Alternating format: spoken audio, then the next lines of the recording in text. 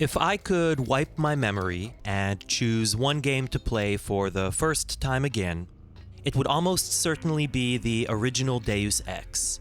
I've completed it from start to finish well over 20 times now, and have probably discovered something new every single playthrough. Even so, some of the tension is lost once you're familiar with the enemy placement and all of the best ways to traverse the maps. That's when someone recommended that I play the Nameless Mod 2.0, a standalone mod for Deus Ex with a completely original world and story. Right off the bat, the highest praise I can give to recommend the Nameless Mod to other Deus Ex fans is that the Nameless Mod just gets it. It gets what made the original Deus Ex great, and then it takes those qualities to the next level. We're talking missions that stand up to and often surpass those from the original game. City hubs packed with competing factions, memorable characters, hidden side quests, and all manner of secrets to find and weird nooks and crannies to explore. There are entire subplots and maps that you can easily miss on your first playthrough, each of which fleshes out the world just that little bit more and reveals things about the various factions and their behind-the-scenes machinations. The whole mod is fully voice-acted and accompanied by an original soundtrack that recalls the vibe of the main game OST while remaining distinct enough to stand on its own. The level of polish and amount of work that went into this is insane. I feel like it would seem dismissive to just call the Nameless Mod a passion project or a love letter to the original game, even though it's clearly both of those things, because all the passion in the world doesn't mean anything if the execution is subpar. But thankfully, the Nameless Mod sticks the landing and completely nails the execution. The premise is that you play as Trestcon, a freelance investigator of sorts returning to Forum City after a long hiatus, sent to look into the disappearance of one of the moderators. Hey, what the? Now, I think some people might be initially turned off by the game's self-referential setting and in-joke humor. It's set in Planet Deus Ex Forum City, which is an internet forum, patrolled by firewall officers barking "Be alert equals true," with roving gangs of noobs and obnoxious board guests complaining that Invisible War sucksores. Hey, I've heard you can save Paul, but how do I do that? What the radish is a noob? Definition, noob. Also, Tables are littered with magazine write-ups pointing out problems with the Liberty Island mission from the original game or alternate uses for the PS20. You can visit the fanfiction bookstore for lectures about the deep lore of the Deus Ex Bible and content that was cut from the original game. Before the moon base was cut out of the game, Tracy was going to go there to stop her. Anything I might want you to tell And then there are the yes, as a cults. matter of fact, I do. The Llamas did it. Thou impertinent scapesman! Do not question the High Priest of Lamar! Oh, great one. Make no mistake, there's a certain level of silliness that will likely be off-putting to some, but beneath all the fourth wall breaking in jokes and self-referential window dressing, the actual bones and framework, the world design, the essentials, the DNA of the game, are taken deadly seriously and are 100% authentic, unadulterated Deus Ex. One of the first choices you have to make is to decide which of the two main factions you're going to ally yourself with. The current government, PDX, who formerly employed you, or Worldcore, an evil megacorporation.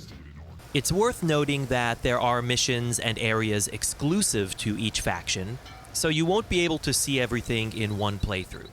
I, for one, had the most fun working for Worldcore.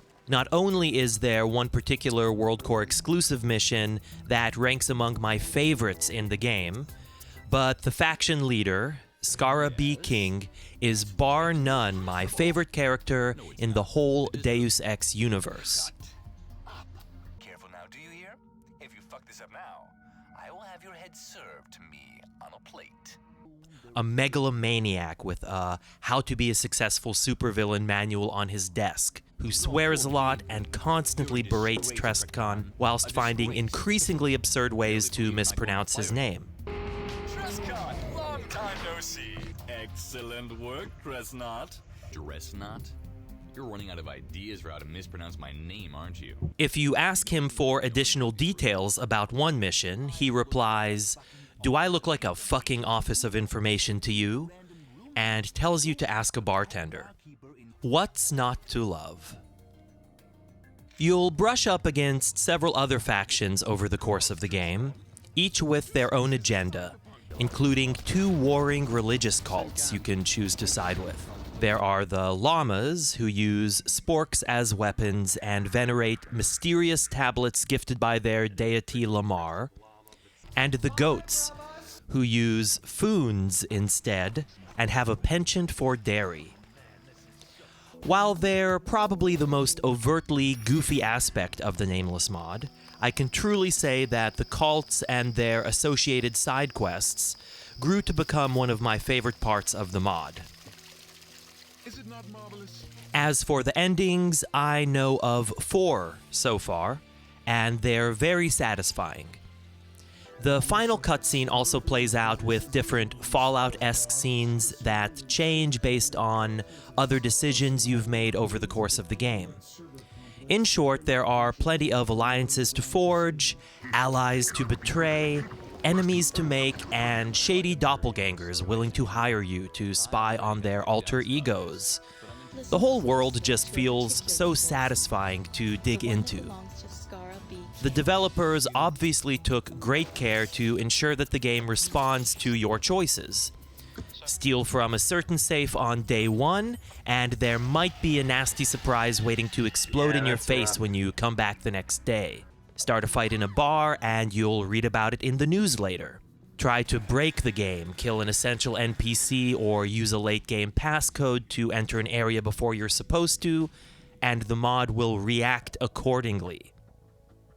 It's been a lot of fun replaying the Nameless Mod and seeing how different choices alter or close off certain paths. As for the maps themselves, they embody the best qualities of the most successful maps from the original game, and then take those further.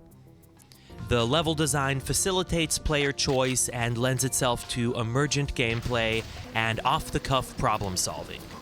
Exploration is further incentivized by carefully tucked away Easter eggs that carry over between playthroughs and unlock additional gameplay modes, including a legendary mode that adds random Diablo-style modifiers to many weapons.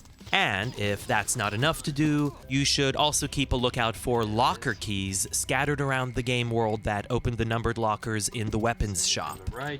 Atmosphere-wise, all of the various apartments, office complexes, and weird bases feel lived in.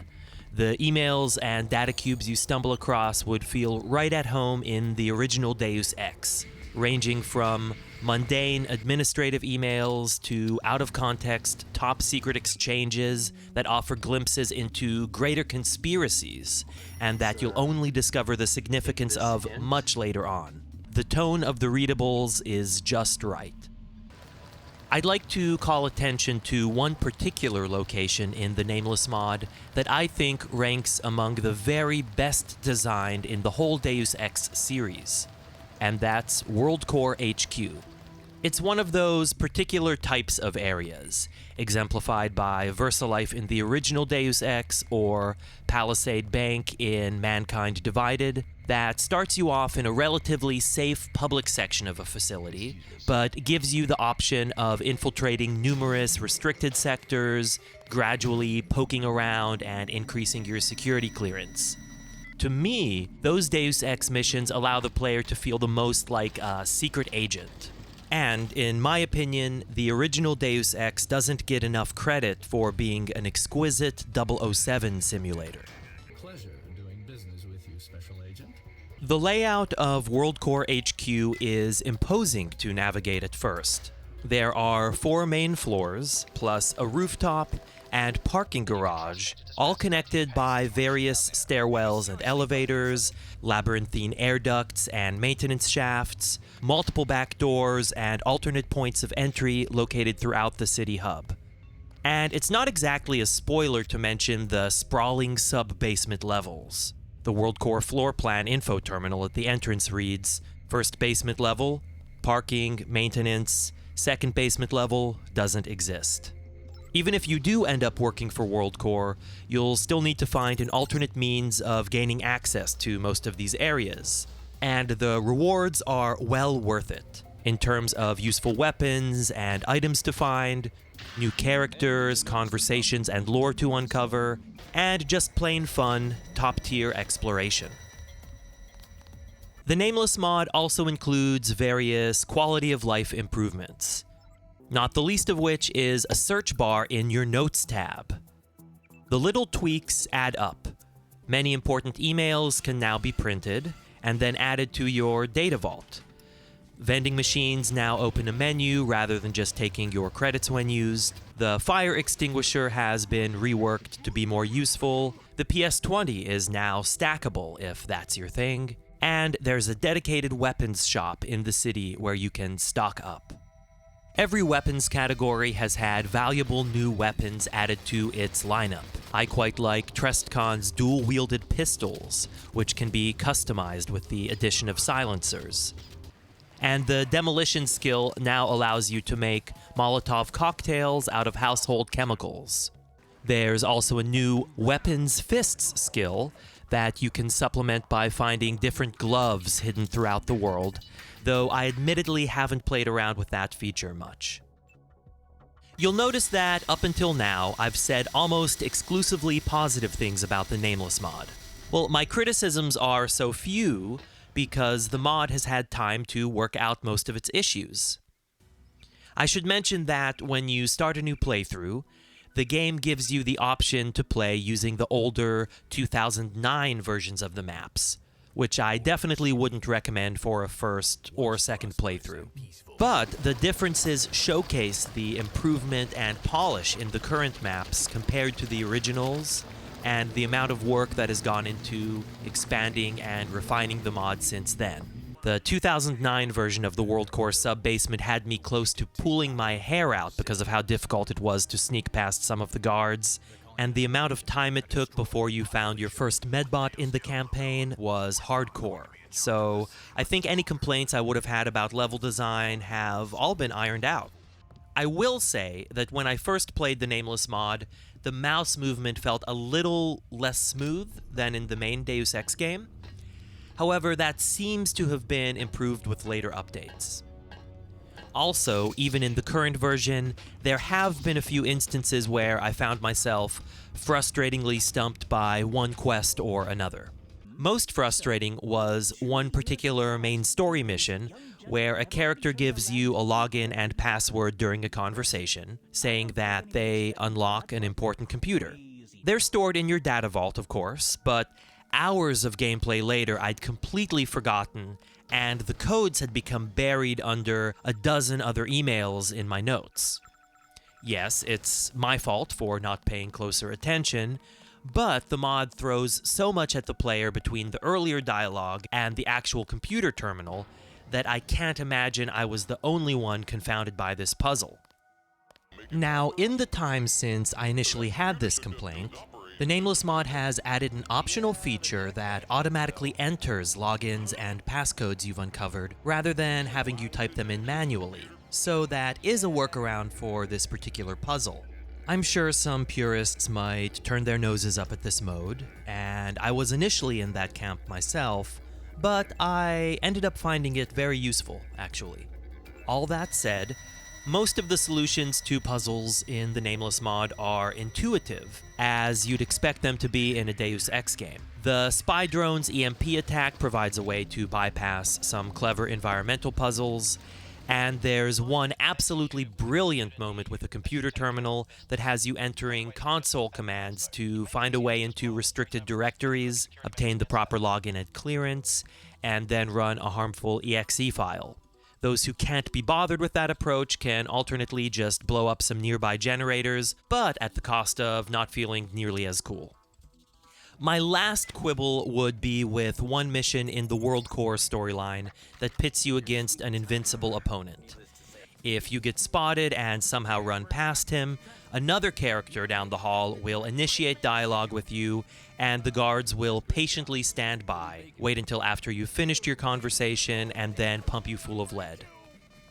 But I'm really scraping the bottom of the barrel for complaints, and none of the minor issues I've mentioned should deter anyone from playing the Nameless Mod 2.0. However, we do have to circle back to my initial disclaimer. And it's not so much a criticism as a fact of life that many people just aren't going to be able to get past some of the silliness or even the entire premise of the mod. They're gonna tap out the moment they're asked straight-faced to pick a side in a feud between llamas and goats. My advice to those players who might be skeptical or think they're just gonna bounce off the mod after the first 30 minutes or so would be to give it a chance and roll with it for a while.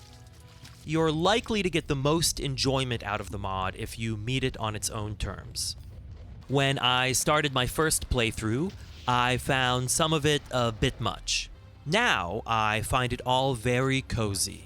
Maybe it's just the comforting patter of the rain in the corporate district, or the soft light reflecting off the milk fountains in the secret goat temple, but I want to hang out in these places. I want to spend time in this world, toss back a few Black Russians at Soul's Bar and Grill, make obeisance at the hidden Greasel Shrine, close my eyes and lose myself in the soundtrack as I soak up the atmosphere.